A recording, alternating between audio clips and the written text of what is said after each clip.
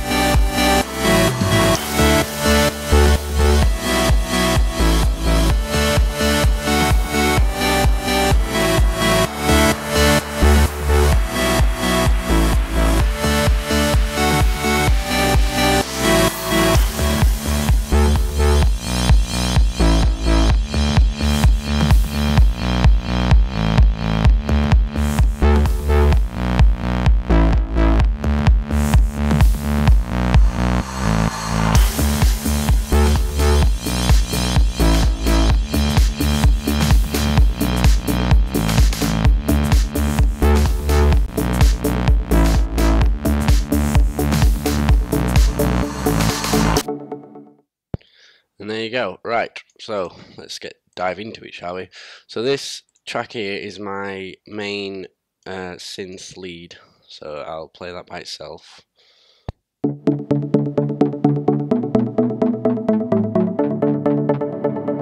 what we've got going on here in the automation is, right, got a filter cut off going off that starts really low. So as you can tell here, it starts off low and gradually gets more wider as time goes on.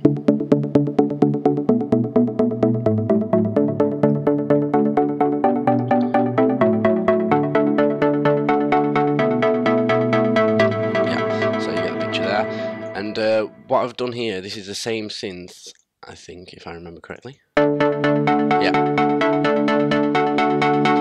But as you saw later on in here, which I'll show you in a second, all that is the first part of what's been played. Like, as you can see, these notes here, it's just been played over and over again to get like a kind of an intro to your synth. So if I play this last bit here, all it's doing there is from the start is building up, and then it'll drop off for your break to go into your main build up. So I'll play that a little bit.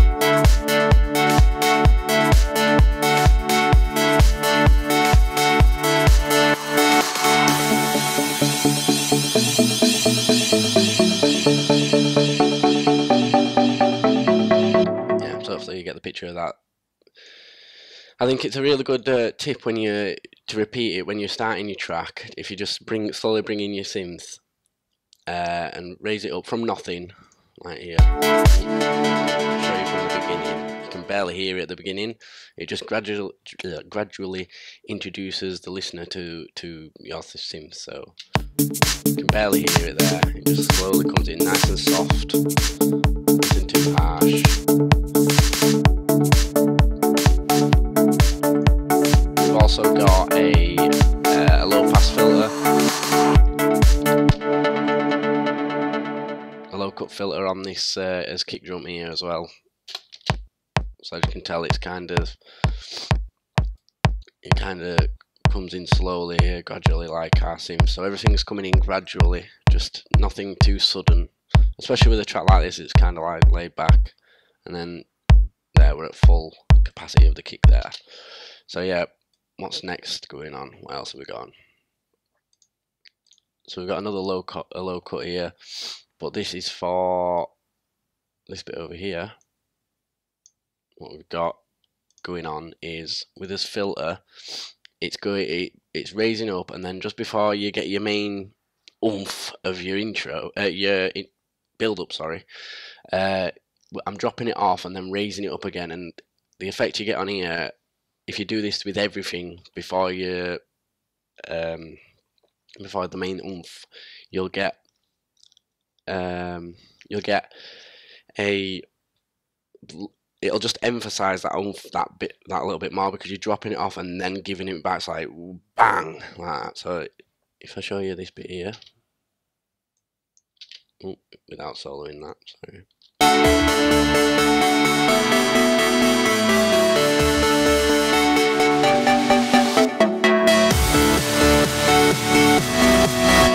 It just gives it that more oomph.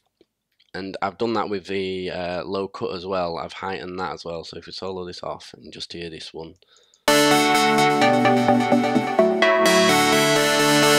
get more of a fade coming out and in, and then you hit that point there where the bass comes in, and you know, you really feel what's going on this part.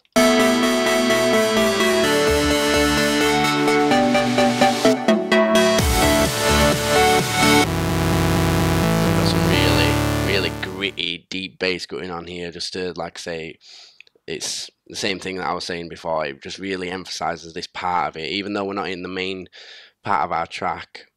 It's still giving it, just getting the listener ready for it. So as you can,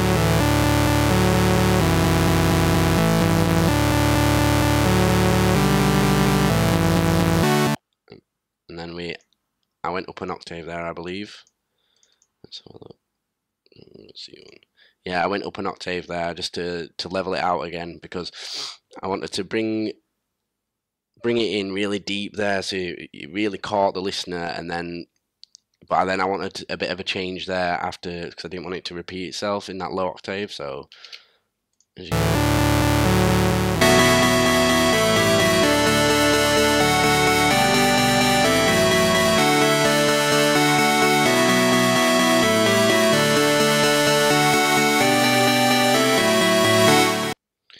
and then down here we've got the same synth again. Actually, it's not the same synth, sorry, but it's a very similar synth, but just a bit more, I don't know, shiny is a word to describe it. And we've got the same thing going on with the low cut and the filter drop off, so you kind of get that drop off and then bringing it back in. And then what's this we've got here? Let me just take a listen. Let's start this over here. Go away. It was a problem with the stupid loop thing. And I believe that is just Sylenth 1's. Yeah, this is just Sylenth 1's init file. So it's not a patch or anything. It's just the if you go to menu and reset the preset, this is what you'll come to, the initial file. So it's nothing special going on there. It just adds that little extra layer to it.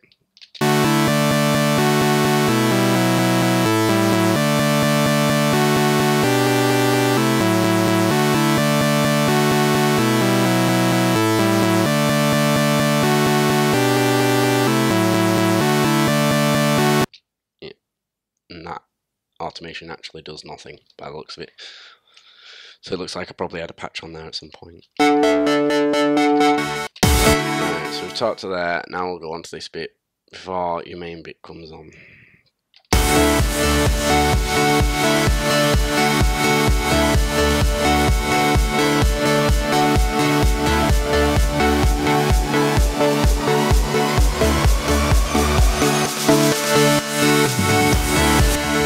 Right, so what we've got again is this the first bit of our melody playing over and over again, 4 times over, and you want to do that again, like I said in the beginning of the track. It just breaks up, and the listener doesn't expect it because it's just repeated over. Oh, didn't want to do that. You've got your same melody repeating over and over again here, so it kind of breaks it up and gets them ready to play it again, but in full force on your main bit. So, and what you want to be doing in this bit also is lowering your filter again down to not, near enough nothing, and then, like I said, in this bit, it just emphasizes the drop here that much more. It just gives it an extra oomph. And what you want to do here as well is, well, I'm not saying you have to do it, but what I've done in this situation is I've added. Oh, actually, I'll put that there. I've added my kick drum back in, but I've got the low cut going through again and then lowering on, and then it cuts out on the last 4 beats there. So as you can hear here.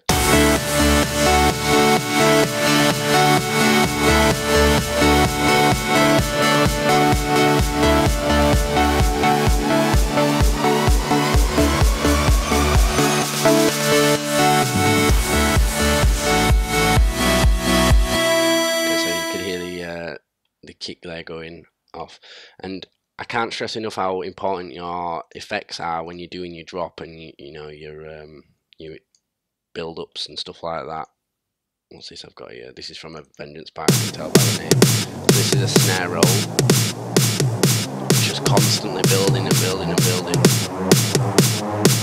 You don't really notice it that much, but it's there.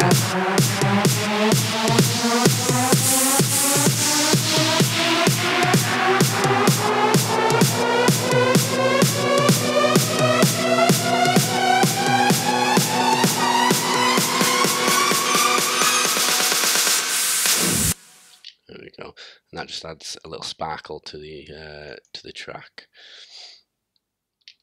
Right, what else we got going on? Is there anything else I could show you? Got impacts, your sweeps. Don't forget about your sweeps on your drop. So this kind of thing, you always want this going on in like dance music and this type of music. It just adds a little more shine to your track. Just that, just something similar like that going along. There's plenty of loops and stuff that you can find from Vengeance packs. These things are all over the place because they're that common in tracks. So if I unsolo that and listen for this, you'll hear it, and it just adds a little bit of pumping to the. It just keeps it pumping. I've got it going through a compressor as well, which is sidechained to my kick, because this is already sidechained, because as you can see, it's pumping by itself. But I've got that would have been sidechained, to another kick that isn't our kick. This is my sidechain here that I've got up. It's just you can't hear anything. You can't hear the kick, but yeah, I like to set up my sweeps up to my own sidekick as well, so I know they're on the same page. So yeah, and then we've got some more effects here, and then we've got a longer effect for this, because you want to break up each parts of your track, keep it organized. So as you can see here, this is where we kind of get a drop off at this point. So I have got a different effect that I use every 16 beats over here. So let's move this. And then we've got this little drum roll here. This adds a lot, just a little tom or something. I want to turn this up actually. I meant to do that before. Right, let's listen to that, and you can hear the little dum. Yeah, and then that adds so much to it.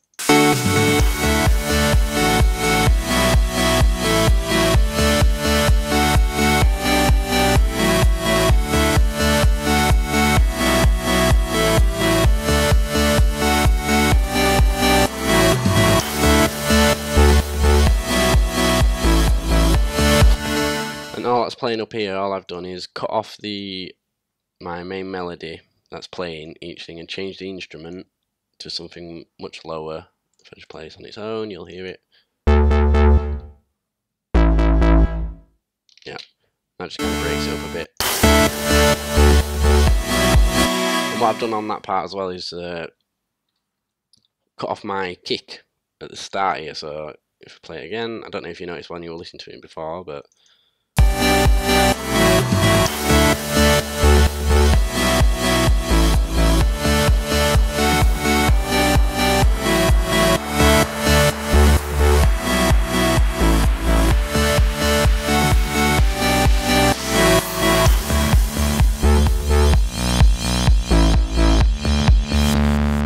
I'm probably going to go back on and take it back down and then back up again and, you know, try and switch it around and finish this track off. Is there anything else I need to say? I don't think there is.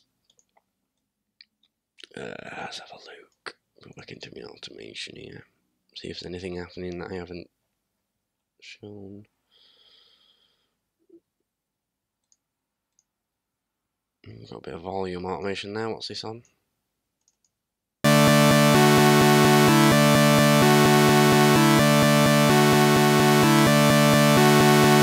Yeah, it's just to help with the fading of this bit.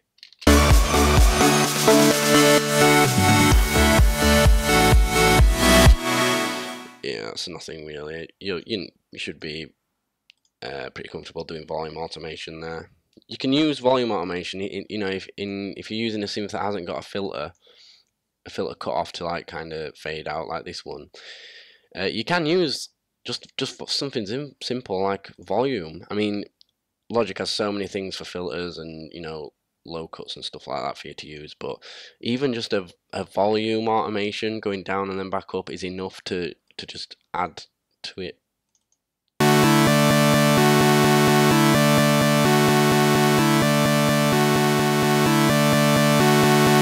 I mean, I wouldn't do that by itself. I mean, don't just use volume automation on all of these because it sounds a bit naff. But if for just one synth, if you've got it layered like I have, like 4 different things going here, just lowering the volume of one of them. If one of them is too overpowering or something like that, and you can't get for some reason you can't get it filtered in any way, obviously go the filter way if you can. But if you can, just using volume like I have there, you know, will suffice most times. So. Yeah.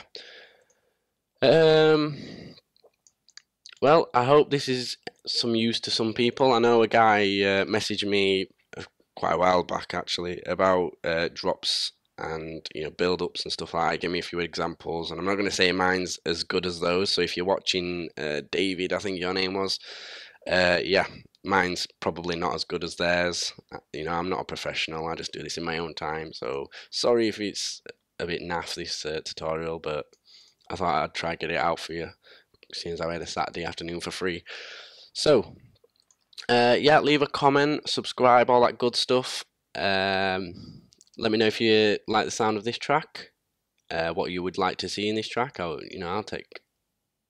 take your criticisms, good and bad. So yeah, I will see you in the next tutorial, guys. Thanks for watching.